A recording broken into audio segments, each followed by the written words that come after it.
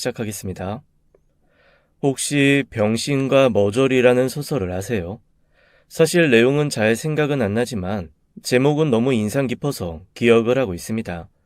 그리고 제가 요즘에 살면서 계속 느끼는 게 남편은 병신이고 제 시동생은 머저리다. 나는 영락 없이 병신과 머저리 사이에서 살고 있구나라는 생각을 해서 그런 것 같기도 해요. 제 남편은 정말 너무너무 바보입니다. 착한 것도 아니면서 자기 거 하나도 못 챙기고 그러고 사는 바보 말입니다. 그러는 주제에 똑똑한 척은 혼자 다 해요. 이거는 이래서 안 되고 저거는 저래서 안 되고 정말 많이 많고 까다롭습니다. 어디 음식점 같은 데 가서 뭐 하나라도 조금만 이상하면 드립다 따지는 건 정말 잘합니다. 그런데 그 정도는 사람이 하는 일이니까 적당히 넘어갈 수 있는 것들이거든요. 적어도 제 생각에는 그래요. 그런데 그런 것들은 무슨 세상 제일 똑똑한 소비자 납치인 것처럼 얼굴 시뻘개져서 버럭버럭 성내고 따져듭니다. 정작 정말 부당한 거는 말 한마디 못하고 고스란히 당하고만 있는 주제에 말이죠. 한 번은 이런 적이 있습니다. 제가 시장에서 100원, 200원 깎는 것을 정말 못해요. 그거 깎아봐야 제가 갑부되는 것도 아니고 소위 깎는 재미에 그냥 하는 건데 저 같은 사람이 10명, 20명이면 파시는 분들은 여하튼 손해가 나는 거잖아요. 그런 게 불편해서 차라리 정확하게 가격표 붙어 있는 슈퍼를 갑니다. 그런데 남편은 같이 장 보러 가자고 하면 꼭 시장에 가려고 합니다. 사실 시장이 특별하게 더 싸거나 한 것도 아니거든요. 오히려 품목에 따라서는 더 비싼 것도 있고요. 그럼에도 불구하고 시장에 가려는 건 순전히 물건값 깎는 희열 느끼면서 본인이 합리적인 소비자인 것처럼 굴고 싶은 마음 때문입니다. 신혼 초에 몇 번 그런 걸로 부딪힌 이후에 아주 지긋지긋해서 저는 장 보러 가자고 하면 무조건 그냥 슈퍼로 가거든요. 그런데 그날 슈퍼에서도 사단이 났습니다. 왜 슈퍼에 가면 미리 싸놓고 바코드가 붙어 있는 품목들이 있고 자기가 원하는 만큼 담은 후에 바코드를 따로 붙여서 가져가야 하는 경우도 있잖아요. 그때 아마 꽈리고추였을 거예요. 장조림하면서 조금 넣는 거라 그렇게 많이도 필요 없고 딱 한 주먹 있으면 되는 거였거든요. 그래서 제가 필요한 만큼 봉투에 넣어 가격표를 인쇄했습니다. 3,800원인가 3,850원인가 하여튼 4,000원이 안 되는 금액이 나왔는데 남편이 그걸 받아들더니 슬그머니 가격표를 떼는 겁니다. 그리고 이미 포장이 되어 붙어 있는 꽈리고추 중 하나의 가격표를 떼서 우리 봉투에 붙이더라고요. 한마디로 두 개의 가격표를 바꿔치기 한 거죠. 제가 너무 어이없어서 바꿔치기 한 가격표를 봤거든요. 그랬더니 글쎄 딱 30원이 적은 금액이더라고요. 아니, 지금 혹시 이 30원 싸게 사려고 가격표를 바꿔치기 한 거야? 30원이 어디야. 어차피 이미 포장된 거 사는 사람들은 자기가 직접 무게 달고 포장하는 수고를 안 하겠다는 거니까 그 정도는 더 주고 사도 돼. 그건 아니지. 이건 가격표 바꿔치기야. 범죄라고. 야, 돈을 안 내고 가져가는 게 범죄지. 난 돈 낸다잖아. 다만 지혜로운 소비자의 입장에서 30원 적게 사는 방법을 찾은 거라니까. 정말 주변 사람들이 들을까봐 창피해서 더 이상 말을 섞을 수가 없더라고요. 너무너무 창피했습니다. 사실 그날 다른 것도 더 살 것이 있었는데 남편을 옆에 두고는 아무것도 사기가 싫었습니다. 그래서 집으로 와버렸죠. 남편은 왜 장 보러 가서 꽈리고추 한 봉지만 사오는 거냐고 투덜거렸지만 그 말에 대꾸도 하기가 싫었어요. 그런데 제가 폭발한 건 그날 저녁이었어요. 글쎄 시어머니가 갑자기 전화를 하셔서 남편을 붙들고 눈물 바람을 하시는 겁니다. 친구를 만났는데 글쎄 친구가 지갑 안에 5만원짜리 6장을 넣고 다니는 걸 보여주면서 늙어서 지갑에 5만원짜리 몇 장도 없으면 쪽팔리고 인생 잘못 산 거라고 했다나요. 그러면서 자기 지갑에는 1,000원짜리 몇 장뿐이라고 그 말 듣고 상처가 돼서 잠이 안 올 것 같다고 하신 겁니다. 아이고 그랬더니 이 남한테만 착한 등신이 자기 엄마에게 덜컥 50만 원을 보내주는 거 있죠. 지 마누라는 30원 때문에 다시는 그 슈퍼 못 가게 부끄러움을 줬으면서 자기 엄마한테는 논의도 없이 턱 50만 원을 쏘더라고요. 그날 정말 크게 한바탕 했죠. 남편의 행동은 이렇게 매사 앞뒤가 안 맞습니다. 본인은 몰라요. 오히려 몹시 공정하고 세상에 다시 없이 아내를 위하는 남편인 양구입니다. 하지만 실상은 전혀 아닙니다. 아니, 방패까지는 바라지 않아요. 그냥 외부에서 오는 충격을 저한테 전달만 하지 않았으면 좋겠거든요. 예를 들면 저희 시댁 식구들의 행포 같은 것들 말이죠. 저희 시어머님 좀 이상하신 분이에요. 일방적으로 맏아들한테 집착하느라 처남들이 많이 서운한 게 보통 아들이 있는 집이 가진 고민이잖아요. 저희 집은 반대입니다. 맏아들에게 늘 희생을 요구하고 너는 맏이니까 참아야 된다. 맏이니까 그냥 넘어가라. 이렇게 말씀하시고 모든 혜택과 관용, 이해, 배려 이런 것들은 다 시동생 차지입니다. 그래서 제가 잘할 때도 그랬냐고 물어봤더니 잘할 때도 그랬다고 대답하더라고요. 얼마나 심하냐면 저희가 2년 연애하고 결혼을 막 하려는데 시동생이 저희 결혼 날짜 잡았다고 얘기하는 그날 이렇게 말하는 거예요. 와, 타이밍 장난 아니네. 오늘 여자친구랑 얘기했는데 그 날짜보다 한 달 먼저 우리가 결혼하기로 결정했어요. 이렇게 말이죠. 너무 어이가 없잖아요. 저희는 2년 동안 연애하면서 서로 상견례하고 결혼 날짜 계속 잡으면서 조율을 6개월 넘게 해온 건데 시동생 여자친구 만난 지 딸랑 6개월 만에 결혼 선언하다니요. 그것도 저희 결혼한 몇 달 전으로 날짜를 잡다니 이거는 누가 봐도 무슨 일 있어도 나는 형보다 먼저 결혼하겠어라는 심술로밖에 보이지 않는 겁니다.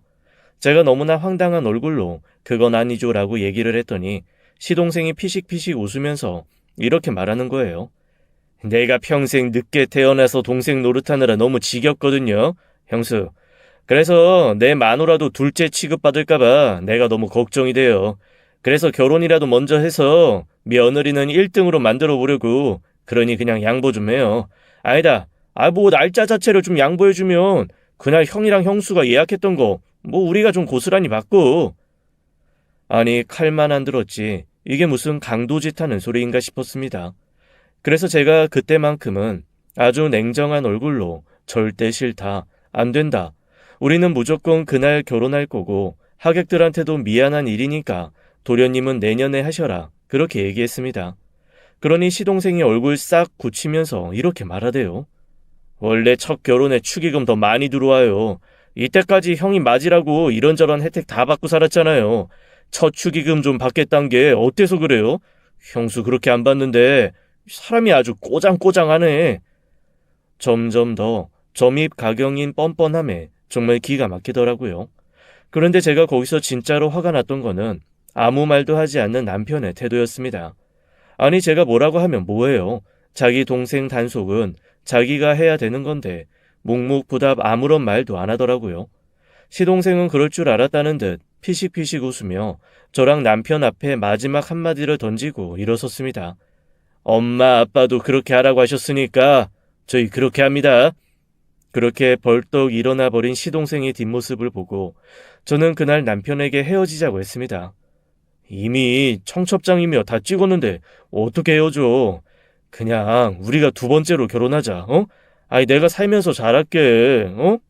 아니, 싫어. 저거는 엄연히 심술이야. 청첩장 찍은 거 파기하는 게 낫지. 거기에 매여가지고 결혼하는 거 나 싫어. 안 할 거야. 그리고 어차피 집도 우리 집에서 더 돈 많이 보탰고 혼수도 내가 다 할 거고. 나는 그냥 그 집에서 내가 따로 독립해서 나가서 살면 돼. 나 결혼 안 해. 당신이 집에 보탠 돈 그거 2천만 원 이번 주 안으로 돌려줄게. 우리 그냥 여기서 끝내자. 그러고 나와 버렸는데 그날부터 시어머니, 시아버지 그리고 남편의 전화와 전화 공세가 정말 견디기가 어려울 정도였습니다. 전화를 받지 않고 수신 거부를 걸어두니 그 다음부터는 집이며 회사로 찾아오더라고요. 주변 사람들을 귀찮게 하는 건 물론이고 여튼 생활을 하기가 어려울 정도로 집요하게 굴기 시작했습니다. 특히 시어머니는 처음에는 달래다가 그 다음에는 화를 냈다가 다음에는 울면서 네가 좀 이해하고 넘어가주면 안 되냐고 하는 겁니다. 둘째가 얼마나 잘하면서 서러운 게 많았으면 저렇게 어깃장을 놓겠냐며 저한테 이상한 이해까지 강요하더라고요. 그래서 제가 그랬죠.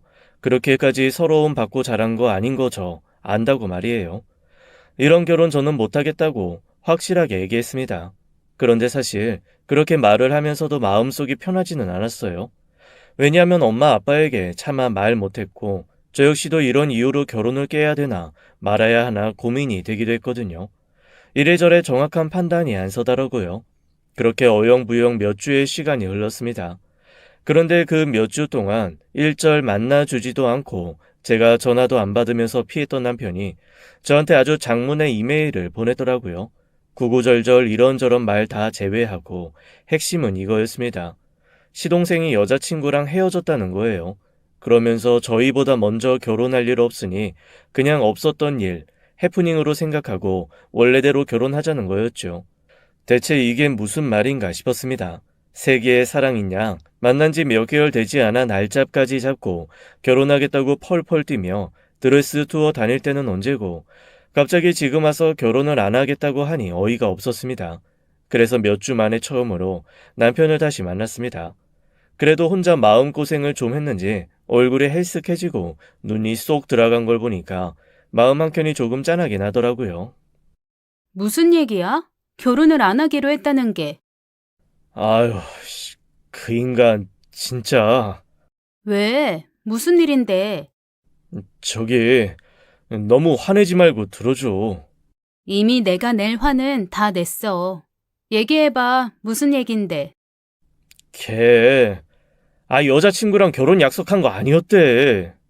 그건 또 무슨 소리야? 그냥 나랑 당신이 어떻게 나오나 한번 보고 싶어서 던져본 말인데 당신이 너무 펄펄 뛰어서 이게 거짓말이라고 언제 얘기해야 하나 계속 눈치만 보고 있었대.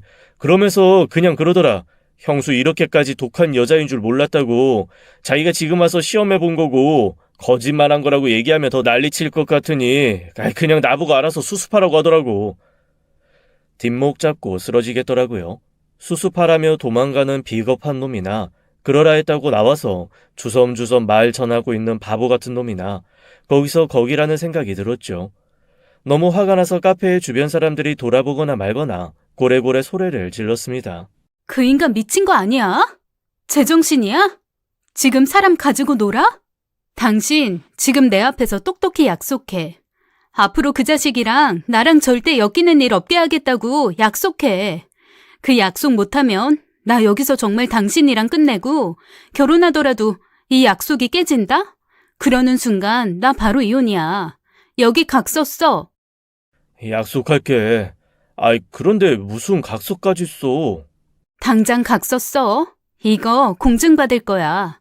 이거 안 쓰면 나 당신이랑 정말로 결혼 안 해. 한운 수 없이 남편은 저한테 자필로 각서를 써주었습니다. 시동생과 엮여 제가 다시 한번 분통이 터지는 사건이 생기면 주저없이 제가 원하는 모든 것을 들어주겠다는 거였죠. 거기에 저희 부부가 가지고 있던 재산을 모두 저한테 양도하고 말없이 물러나겠으며 그 중재를 하지 못한 보상으로 매달 얼마씩 위자료도 주겠다는 이런 각서였어요. 사실 그때는 저도 장난 반, 진담 반이었습니다.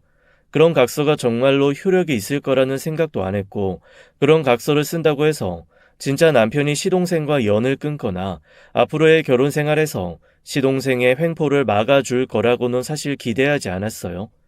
그래도 제 자존심에 이런 거 하나는 받아놔야 속이 시원하겠다 싶더라고요. 그래서 우선 남편에게 각서를 받고 돈에 대한 액수도 상세히 적은 후 정말 공증을 받았습니다. 그리고 또 하나 조건을 걸었습니다.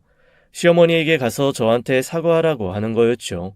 그랬더니 남편이 몹시도 곤란한 얼굴로 저한테 더듬더듬 빌더라고요. 저기 우리 엄마 지금 너무 충격받으셔서 너한테까지 사과하라 그러면 엄마 진짜 어떻게 될 수도 있어. 둘째가 그런 거짓말을 했다는 것도 엄마는 너무 쇼크여서 지금 알아놓으셨단 말이야. 어제는 병원 가서 링겔까지 맞고 오셨어. 병원에서 링겔까지 맞았다는 얘기를 들으니까 제 마음이 조금 약해지더라고요. 그리고 엄밀히 따지면 시동생 편을 들기는 했지만 어머니도 속긴 속은 거잖아요. 게다가 남편이 너무 사정사정하면 싹싹 비니까 그냥 이쯤에서 용서하고 우리 둘만 잘 살자라는 생각도 들었습니다. 그래서 저희 친정 부모님께 아무런 말도 하지 않고 그냥 조용히 결혼을 진행하기로 마음먹었습니다. 결혼식의 시작은 무난했습니다. 중간중간 시동생이 쓸데없는 소리를 해가지고 결혼식장에서도 몇 번 제가 울컥하기는 했지만 거기까지는 뒤집어질 수는 없었죠. 시동생이 그런 말을 할 때마다 남편 얼굴이 하얗게 질리면서 안절부절 못하며 자기 동생을 뜯어 말리는 걸 보면서 마음을 다스리기로 했고요. 그래도 이 사람이 이렇게까지 하니 일단은 참고 가만히 있어야겠다. 오늘은 아무 말도 하지 말아야겠다 라는 생각을 하게 된 겁니다. 그런데 진짜 말끝마다 아주 얄밉고 꼴 보기가 싫은 게 이루 말할 수가 없더라고요. 축의금 세고 있는 남편 동창 옆에 슬그머니 가서는 글쎄 저 들으라는 듯 이러는 거 있죠. 아유, 이 첫 축의금 이게 참 장난이 아닌데 이게 다 내 거였어야 되는데 아이고 아까워라.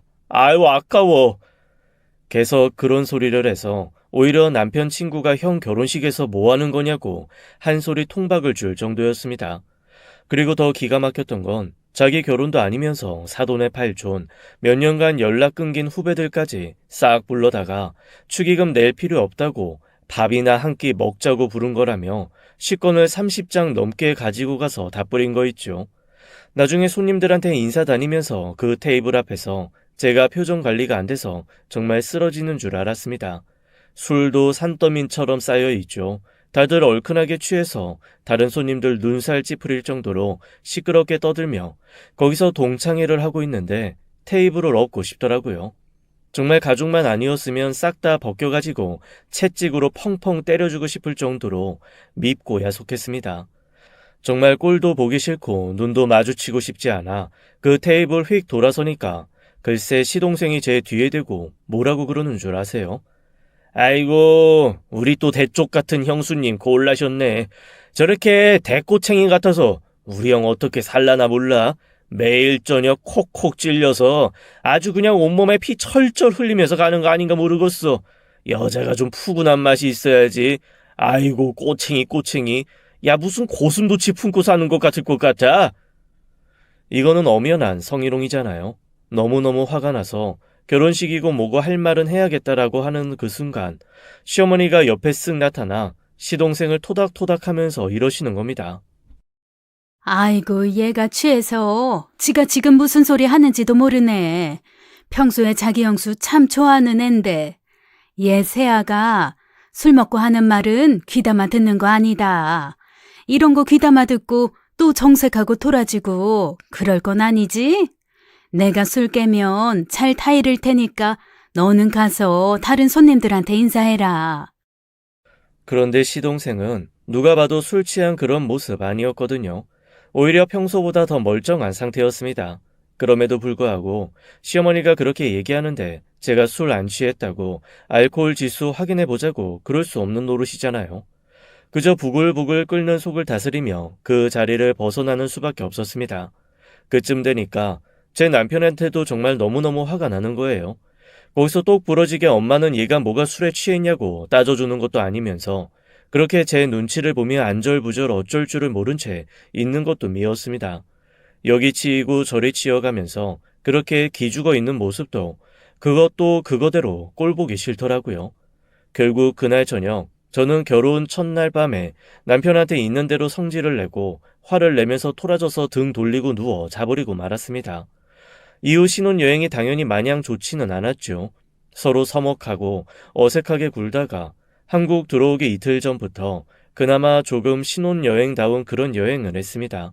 속상하더라고요. 그래도 큰돈 들여 여행 간 건데 사진마다 제 얼굴은 굳어있고 행복한 추억도 별로 없는 것이 말이죠.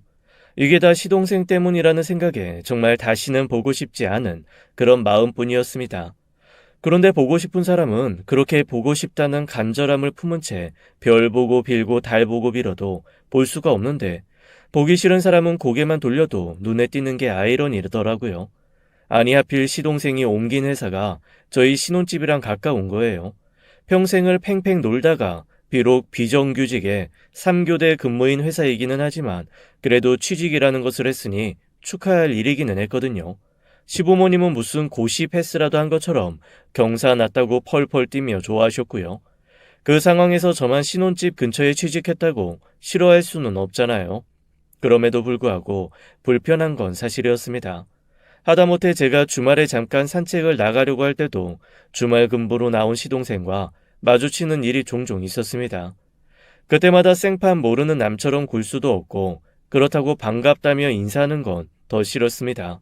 그저 멀리서 시동생인 것 같다 그러면 그냥 괜시니 옆에 있는 가게도 들어갔다가 다시 뒤돌아서 집에도 갔다가 제가 오히려 죄 지은 사람처럼 피하고 있더라니까요. 그것도 그것대로 짜증나고 옅은 눈에 가시, 입속에 혓바늘 같은 그런 존재가 시동생이었던 거죠.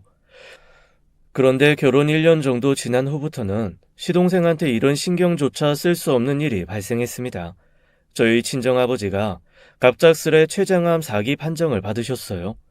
평소에 그래도 무난하게 건강관리 잘하시고 큰 병 없이 지내시는 것 같았는데 뒤늦게 건강검진하다가 발견한 거죠. 병원에서는 이제 손 쓸 길도 없고 그냥 고통을 덜어드리는 것밖에 할 게 없다고 하더라고요. 저희 친정아빠 몹시 얌전하고 평화로우신 성격이거든요. 투병도 딱 당신 성격처럼 하셨습니다. 거칠고 괴롭게 다른 사람 힘들게 하시지 않고 이 악물고 끙 한번 앓고 그러다가 조용히 잠드셨습니다. 친정아버지가 돌아가신 후 혼자 남은 저희 엄마는 서서히 집을 정리하기 시작하셨어요. 엄마, 왜 꼭 엄마도 금방 떠날 사람처럼 이렇게 다 정리를 하고 그래? 나 좀 무섭고 싫고 그래. 아이고, 네 아버지 가는 거 보니까 사람이 준비하고 갈 수 있다는 것도 복이야. 준비할 수 있을 때 하는 게 맞는 것 같아.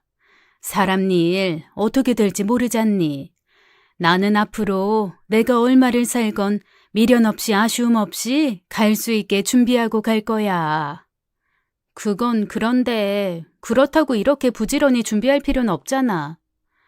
아니야. 나는 네 아빠가 나보다 적어도 10년은 더 살 줄 알았거든. 저렇게 허망하게 암 판정받고 3달 만에 훅 가버릴 줄 정말 몰랐단 말이야. 그런데 나라고 저렇게 가지 말라는 법 있니? 네 아빠 봐라. 그냥 병원 가서 결과 듣고 집에 올 줄 알고 슬렁슬렁 갔다가 집에 다시 못 오고 그냥 거기서 세상 떠난 거잖아. 사람 일 모르는 거다. 엄마는 그렇게 한탄을 하시면서 진짜 차근차근 모든 걸 정리하기 시작했습니다. 그리고 이미 몇 년 전에 혼자 된 이모 둘이 있는 시골로 내려가서 세 자매가 서로 어울려 살겠다고 하시더라고요. 원래부터 자매끼리 의가 좋았던 터라 저도 그거는 별로 걱정이 되지 않았습니다. 엄마와 달리 이모 두 사람은 엄청 여장부인데다가 한 이모는 원래 결혼 한 번 안 한 싱글이고 한 이모는 몇 년 전에 사별하셨거든요. 한 번도 결혼 안 한 이모가 평생 벌어서 모은 돈으로 꽤 큰 땅과 집을 샀고 몇 년 전 사별한 이모가 그 땅에 또 자그맣게 집을 한 채 지었습니다. 그리고 이번에 저희 엄마가 다 정리해서 내려가면서 그 두 집 사이에 작은 집 하나 짓고 그렇게 세 자매가 사신다고 하더라고요. 그러면서 엄마가 저한테 이렇게 말씀하셨습니다. 있잖아. 네 아빠랑 나는 항상 얘기한 게 하나 있어. 그래도 네가 앞으로 살면서 돈을 벌건 뭐라건 네 명의로 된 집 한 채는 더 있으면 좀 생활이 편하지 않을까 했거든. 필요 없어. 지금 사는 집 있는데 뭐. 그건 네 남편이랑 같이 사는 집이고 네가 월세라도 받을 수 있는 그런 작은 아파트 하나 사줄까 싶어. 그거 네 남편한테는 그냥 모르는 척하고 하나 좋은 거 골라서 엄마한테 얘기해봐. 네 아빠가 돌아가시기 전에 신신당부 하더라고. 혹시 살다가 급한 일 있을 때 너 혼자 나와서 살 곳이라도 있어야 될 것 같다고. 엄마의 말을 듣고 저는 가슴이 철렁했습니다. 아무런 티를 내지 않았다고 생각했는데 아빠는 다 알고 계셨던 모양이에요. 돌아가시기 전까지 저한테 내색하지 않으셨지만 제가 혹시 살다가 이혼하고 혼자 될 때를 대비해서 저 혼자 살 집 정도는 있어야 되지 않겠냐라는 생각을 하셨던 모양입니다. 엄마도 구체적인 얘기를 저한테 하진 않으시지만 그런 아빠 말을 전하면서 고개를 끄덕끄덕 하시는 걸 보니 두 분 다 얼추 제가 뭘 고민하고 힘들어하고 있는지 아셨던 것 같습니다. 안 그래도 아빠 입원해 계실 때 제가 딱 한 번 남편이랑 둘이 간 적이 있었거든요. 생각해보니 그놈이 아빠한테 갔던 건 그때 한 번뿐이었네요. 그때 어색하게 침대 옆에 앉아서 안절부절 불편해하다가 복도로 나가버리는 남편을 보며 아빠가 이렇게 말씀하신 적이 있습니다. 사랑하는 우리 딸, 뭘 선택하건, 어떤 걸 선택하건, 이 아빠는 우리 딸 편이다. 딸 마음 편한 쪽으로 선택해. 이 아빠가 살아서도 죽어서도 도와줄 거야. 어휴, 아빠는 뭐 그런 말을 해요. 빨리 건강이나 찾아. 그리고 내가 얼마나 칼같이 선택 잘하는지 알잖아. 아무 걱정 말고, 응? 그 말을 하는 저를 아빠는 가만히 들여다보며 제 손을 토닥토닥 두들겨 주었습니다. 그리고 쭈뼛거리며 병실 안으로 다시 들어오는 제 남편에게 그러시더라고요.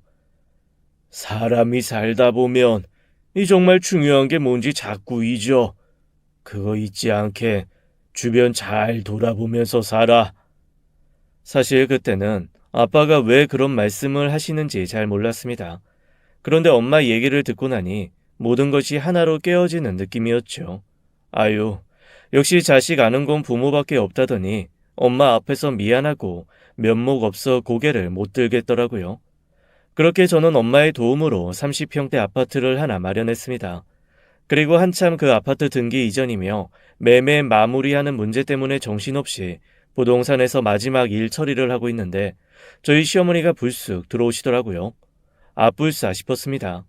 사실 저희 부부가 사는 동네에서도 조금 떨어져 있고 시댁과도 거리가 있어서 어머님을 여기서 볼 거라고는 꿈에도 생각지 않았거든요. 딱 하나, 어머님이 견제하면서도 친하게 지내는 친구 하나가 근처 아파트에 사는 건 알고 있었는데 이런 식으로 들킬 줄은 몰랐던 거죠. 아니, 네가 여기서 뭐하냐? 아, 어머니, 그러니까 그냥 좀... 시어머니가 낼름 제 옆에 앉으시더니 앞에 있는 서류를 보시고 깜짝 놀란 얼굴을 하시더라고요. 아니, 너희가 돈이 어딨어서 이렇게 비싼 아파트를 사니? 그러자 주책 맞은 부동산 아줌마가 시어머니를 보면서 환하게 웃으시며 글쎄 이러시는 거 있죠. 아유, 친정 부모님이 사주시는 거래요. 부러워라. 나도 이런 친정 부모님 있으면 얼마나 좋아? 그러자 시어머니 얼굴이 순간 번들번들해지기 시작했습니다. 저 얼굴, 제가 너무 잘 아는 얼굴이에요. 욕심으로 가득 들어찬 얼굴 말이죠. 그래서 제가 그 자리에서 그냥 이렇게 얘기했습니다. 아, 완전히 사주시는 건 아니고요. 그냥 일단 엄마가 조금 재산을 정리하고 계셔서 제 명의로 하나 해놨다가 엄마 필요하시면 다시 드릴 거예요. 예, 내가 바보인 줄 아니? 우리 나이에 자식한테 아파트 사주면 그게 다 재산증여지. 그걸 또 뭘 다시 받겠니? 그리고 너도 한 번 받았으면 끝이지 뭘 다시 드리고 그래? 별 쓸데없는 소리도 다 한다. 아유, 어쨌건 아파트 위치도 좋고 좋네. 아주 쓸모가 많겠어. 그렇게 찜찜한 얘기를 하고 시어머니가 훅 나간 후 저는 엄청 고민에 빠지기 시작했습니다. 그리고 계약서를 가만히 들여다봤죠. 아직 사인할 곳이 많이 남은 그 계약서를 한참 보다가 저는 부동산 사람에게 잠시 미루고 싶다는 얘기를 했습니다. 부동산 사람이 몹시 당황한 얼굴을 하더라고요. 오늘 계약금 서로 주고받고 계약서 쓰는 날인데 지금 와서 미루겠다고 하면 어떻게 하냐는 거죠. 그래서 제가 이랬습니다. 사실 조금 더 큰 집 하나 볼까 싶어서요. 안 그래도 집이 너무 작은 것 같아서 좀 고민하고 있었거든요. 아, 그래요? 그럼 잘 됐다. 이 집 내놓으신 분이 조금 큰 집도 하나 갖고 계신데 오히려 이 집보다 그 집 하는 거 훨씬 더 좋아하실걸요? 이게 작은 집들은 매물이 금방금방 나가는데 큰 집은 덩치가 커서 그런지 의외로 잘 안 나가. 아, 그래요? 그러면 혹시 집주인 지금 오고 계실 텐데 오시면 다시 얘기 나눠도 될까요? 아유, 그럼요. 일단 오늘 계약은 미뤄야 할 것 같다고 제가 지금 전화부터 넣을게요. 저는 그렇게 부동산 주인에게 잠시 계약을 미뤄달라고 했습니다.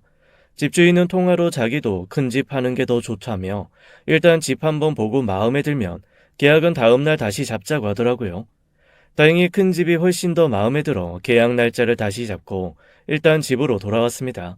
그런데 그날 저희 시어머니가 시동생과 함께 불쑥 집으로 찾아왔습니다. 남편이 너무 당황해서 대문 앞에 석상이 된 것처럼 우뚝 서서 저를 보며 안절부절 못하고 있더라고요.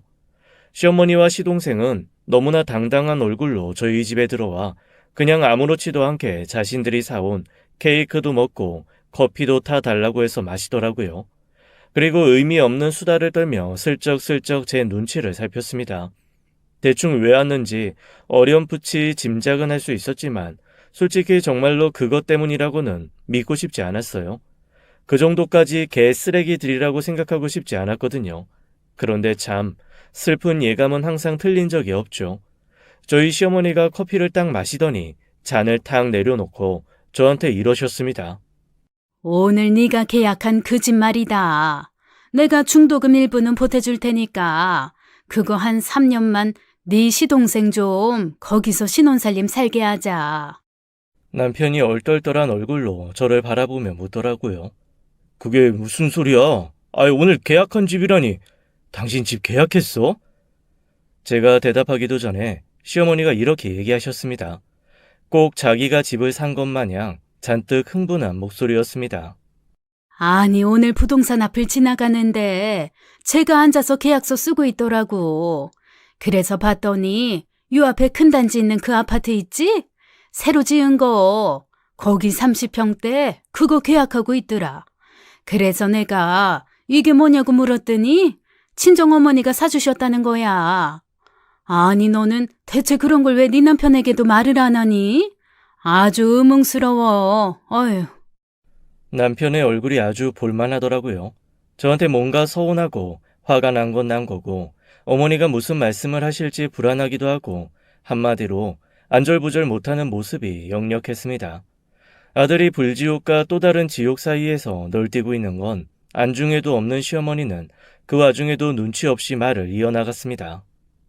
내가 또 눈썰미가 있잖니. 딱 동호수 외워뒀다가, 응? 아까 오후에 부동산에 슬그머니 전화해서 물어봤지. 그랬더니 사자마자 전세 줄 거다 뭐다 뭐 그런 얘기 했다고 그러더라고. 맞지? 그래서 내가 지금 제안하는 거야. 전세금을 시세대로 다 주고받는 건 가족끼리 조금 정없으니까 중도금 일부 조금 보태주고 그거 그냥 얘네 지금 결혼하고 나서 살게 하면 어떻겠냐는 거지. 아유, 생판 남이 사는 것보다 낫지. 안 그래? 당신 이 얘기가 진짜야?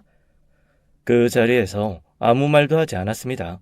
그리고 솔직히 속으로 안도의 한숨을 쉬었습니다. 사실 제가 좀 더 큰 집 계약하겠다고 얘기하면서 부동산 주인한테 이렇게 말했거든요.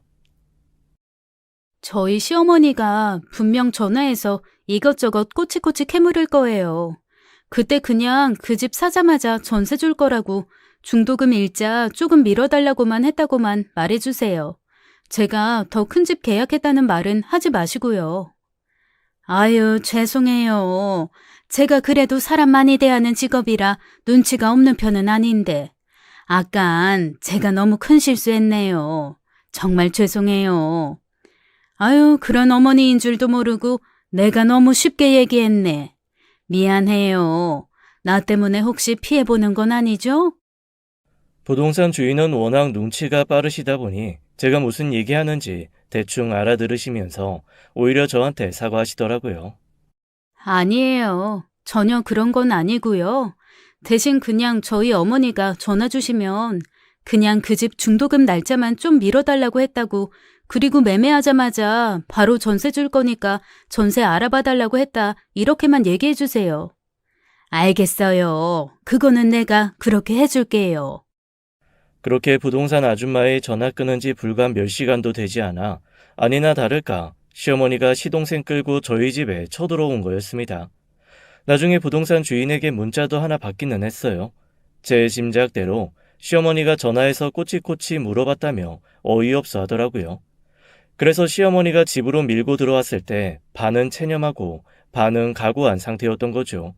하지만 솔직히 남편과 공동 명의를 해달라고 하거나 그 집으로 들어가고 지금 살고 있는 신혼집 팔아서 돈 좀 보태달라고 할 줄 알았습니다. 그 큰 집을 공짜로 시동생 신혼살림 차리게 해주라는 말은 할 줄은 몰랐죠. 남편이 당황하면서 어쩔 줄 몰라 하더라고요. 아마 머리가 복잡했을 거예요. 제가 시동생이나 시어머니가 이런 식으로 나오는 거 너무 싫어하는 걸 아니까요. 그런데 참 사람 안 변하죠. 만약 그 자리에서 남편이 버럭버럭 화를 내면서 뭐라고 집어던지며 쓸데없는 소리 말라고 한마디만 했으면 저는 아마 조금 마음을 너그럽게 먹었을지도 모릅니다. 하지만 이 비겁한 바보는 거기서도 입을 다물고 있더라고요. 그래서 제가 그냥 덤덤하게 이야기했습니다. 그 집 매매 다 끝나는 게 도련님 결혼하고도 한 1, 2주 후일 텐데요. 아유, 1, 2주야 기다리면 되지. 호텔에 한 일주일 있는다고 집이 달아나니? 그때 가서 천천히 살림 사서 넣으면 되고. 얘가 지금 살 집이 없니 뭐가 없니? 그냥 그런 집에 들어간다는 게 중요한 거지. 어머님이 중도금 주시는 거죠? 빌려주시는 거 아니고 주시는 거 맞죠? 그럼 애들 집 해주려면 그거 몇 배는 들 텐데 내가 2천만 원 해줄게. 그러면 그 중도금만 좀 미리 주세요. 그래야 잔금 일정이라도 좀 땡겨보죠. 지금으로서는 도련님이 결혼할 날짜 한 달 뒤에 그 사람들이 집 나가는 건데 중도금 주면서 이사 비용도 좀 주고 중도금 좀 일찍 줄 테니 잔금 일정 좀 당기자고 하면 그쪽도 좀 일찍 나갈 수 있겠죠. 아, 그럴래? 그래. 그리고 어차피 내가 명의를 바꿔달라는 것도 아니고 그냥 그 집에 좀 당분간 애들 돈 모을 때까지만 살자고 하는 건데. 그래, 그렇게 해. 네가 말귀를 알아들어주니 나로서는 마음이 참 편하다. 시어머니는 그렇게 말하면서 자기가 중도금 2천만 원을 꼭 보름 안에 해주겠다고 약속을 하고 집을 나섰습니다. 남편이 제 눈치를 슬슬 보면서 어쩔 줄을 몰라 하더라고요. 당신 정말 그 집 제 살게 해도 돼? 뭐 그러든가 말든가. 그리고 이건 이거고 나 당신한테 할 말 있어. 나 당신이랑 이혼은 해야겠어. 뭐라고? 아니 갑자기 왜? 얘기했잖아. 당신 나한테 각서 쓴 거 잊었어? 시동생이 나를 더 힘들게 하거나 괴롭게 하면 두말 없이 이혼해주겠다고.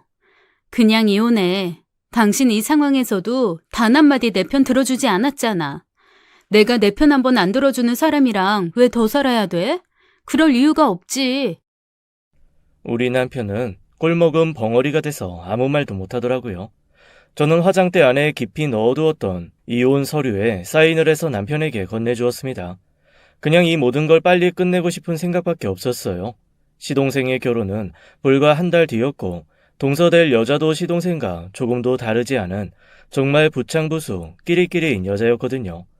그 집에 정말 하루라도 더 가족으로 엮이고 싶지 않았습니다. 이 바보는 저를 붙들 핑계도 생각도 마음도 없는지 이틀 동안 종이가 꾸깃꾸깃해질 때까지 이혼 서류를 펴고 적고 하다가 결국 사인을 했습니다. 결혼한 지 얼마 되지도 않은 데다가 결혼할 때 제가 해온 재산이 훨씬 많아서 재산 분할은 제 쪽으로 훨씬 많이 하기로 했어요. 제가 시동생 결혼 끝날 때까지는 우리 이혼했다는 얘기 아무한테도 하지 말라는 얘기를 하니까 남편이 일단 그건 알겠다고 하더라고요. 그래서 저한테 이렇게 말하는 겁니다. 내가 바보 같고 우유부단하고 그런 건 알아. 그리고 그것 때문에 당신 많이 힘들게 한 것도 알고 미안해. 내가 조금 더 똘똘했으면 우리가 결혼 생활을 좀 더 잘할 수 있었을 텐데. 알았으면 됐어. 그런데 이것도 그냥 당신이 선택한 거야. 난 더 이상 이 생활 유지하지 않겠다는 선택을 한 거고. 사실 얼마 전부터 남편은 다른 여자와 은근슬쩍 만나는 중이었습니다. 제가 이혼을 고민할 때부터 남편 주변 탐문을 시작하다 알게 된 일이죠. 상대방도 유부녀여서 둘이 근교로 여행 정도 다녀오는 게 전부였지만 블랙박스에 녹음된 것, 서로 주고받은 문자는 충분히 외도 증거가 될 만한 것이어서 착착 모아둔 상태였습니다. 그나마 속 안 썩이던 남편마저 이 꼬라지이니 이 집안에서 저는 숨쉬는 것조차 힘든 상황이었던 거죠. 언젠가부터 남편뿐 아니라 시어머니와 시동생을 보면 숨이 턱턱 막히고 심장이 쪼여오곤 했거든요. 마치 극도의 스트레스 상황을 앞에 마주한 듯 손발이 덜덜 떨리기도 했고요. 더 이상 이렇게 살 수는 없었다는 생각이 더 강했습니다. 거기에 남편도 외도를 시작했으니 더 이상 저를 붙들어둘 명분이 없었던 거죠.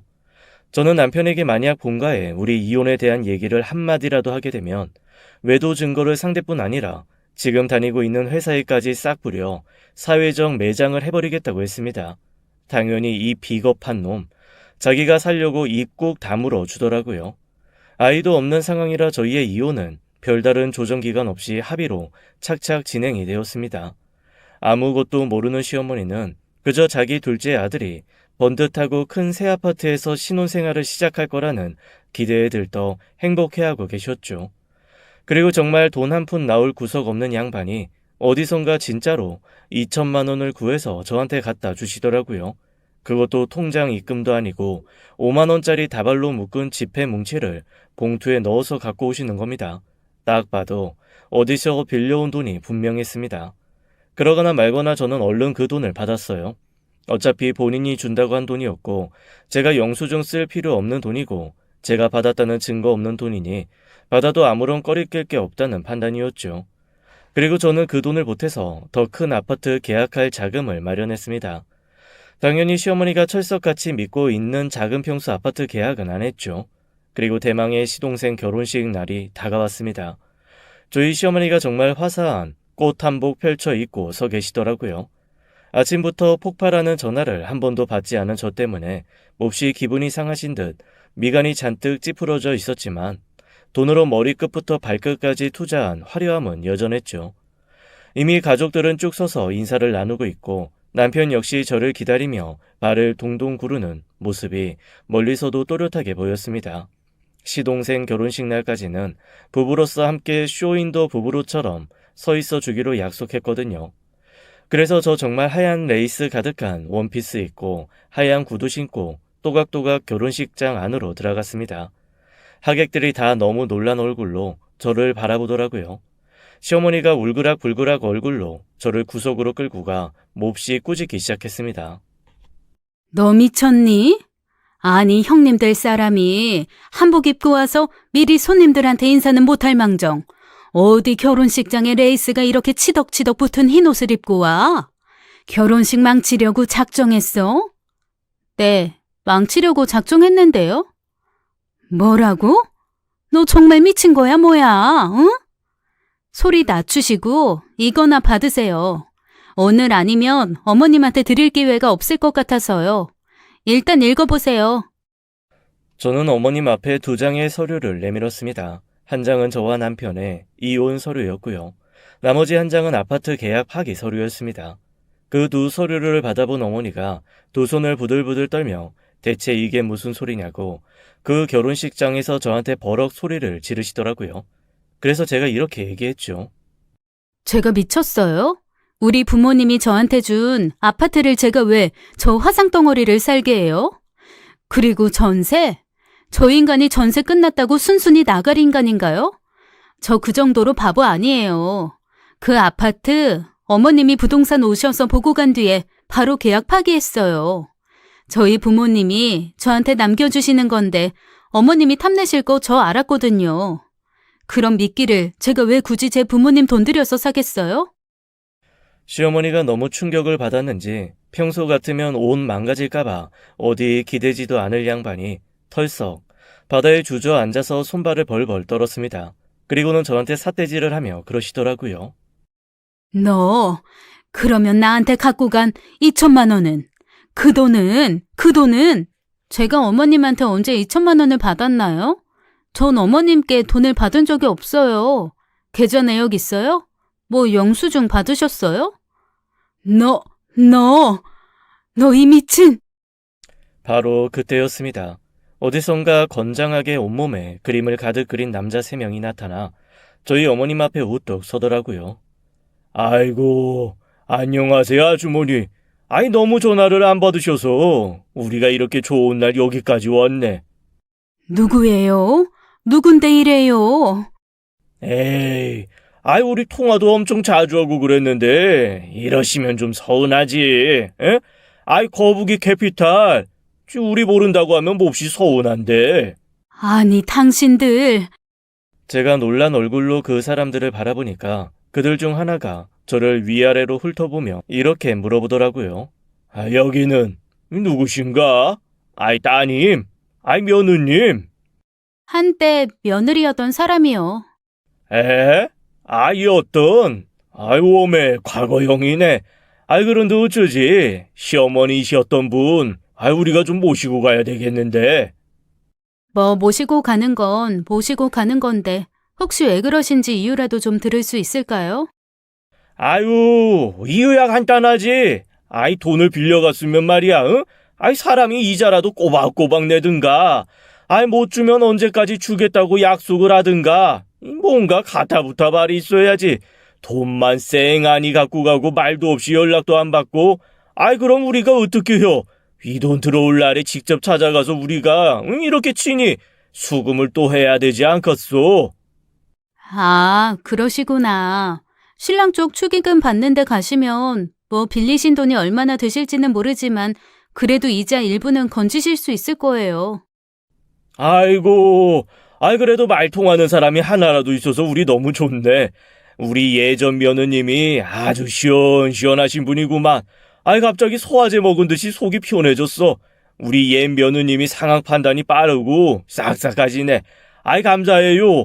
우리 같은 사람들은 이렇게 일 쉽게 만들어준 사람을 제일 좋아해. 우리 며느님 아주 훌륭하신 분이야.